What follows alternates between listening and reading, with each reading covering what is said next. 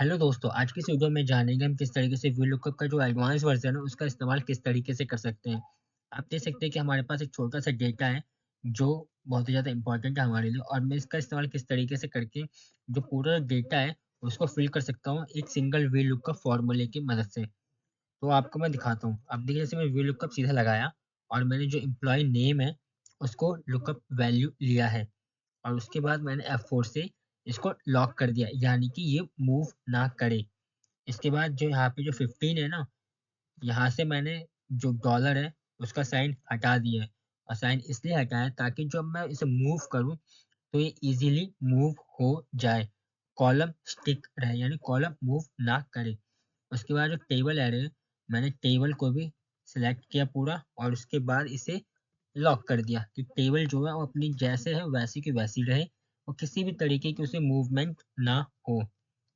उसके बाद कॉमा और सिंपली जो हम फॉर्मूला यूज़ करते हैं मैं वो बताता हूँ पहले। फिर मैंने 2 लगाया, फिर कॉमा 0 जैसे कि जो हमारी जो डेज़िग्नेशन है वो कॉलम में दूसरे नंबर पे आती है, तो इसीलिए हमने डेज़िग्नेशन को दूसरे नंबर पे डाल दिया और इसे एंटर मारता हूँ। अब देखिए जैसे ही मैं यहाँ पे आशु लिखूँगा, तो ये उसकी वैल्यू दे देगा, सैंपल टेलर।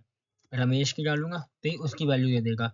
अब मैं चाहता हूँ जैसे ही मैं इसे ड्रैग करूँगा, तो ये बाकी की वैल्यू नहीं देगा। तो यहाँ पे ये गलत दे रहा है, तो इसको किस तरीके से कर सकते हैं हम लोग? इसी तरीके से मैं यहाँ पे डबल क्लिक करके जो कॉलम की वैल्यू है, 2 जो थी मैं उसे हटा रहा हूँ और यहाँ पे लिख रहा हूँ सिंपली कॉलम्स, ठीक है?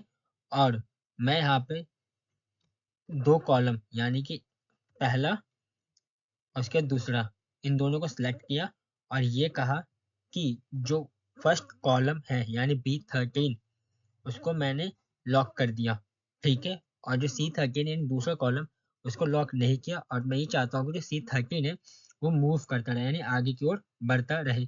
जैसे कि हम इसे यहाँ से ड्रैग करेंगे ताकि उसके लिए, ठीक है? अब उसके बाद जैसे ही मैंने ये कर दिया और मैं यहाँ से इसे हटा के बाहर की तरफ कर देता हूँ, कॉमा 0 एंड अब देखिए जैसे ही ये यहाँ पे आ चुका है, ठीक है? अब इसके बाद जैसे ही मैं इसे ड्रैग करूँगा, ये पूरी जो वैल्यू है रमेश में, ये पूरी वैल्यू अपने आप ले लेगा।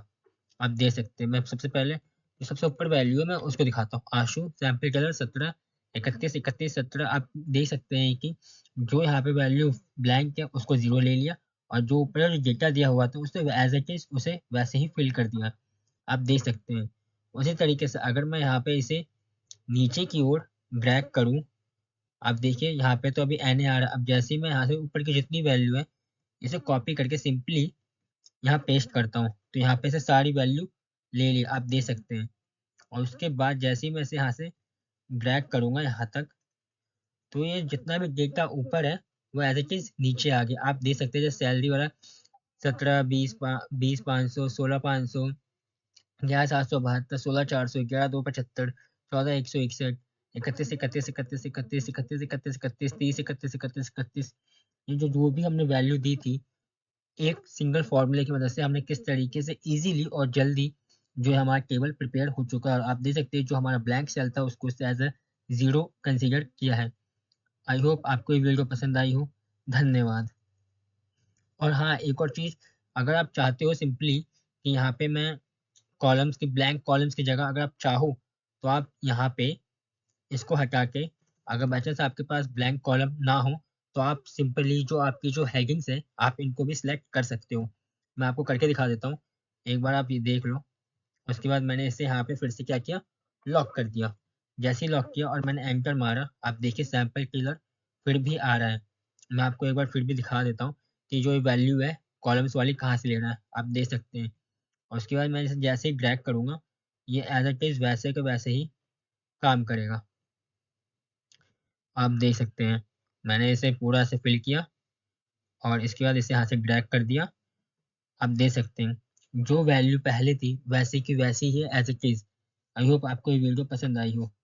धन्यवाद।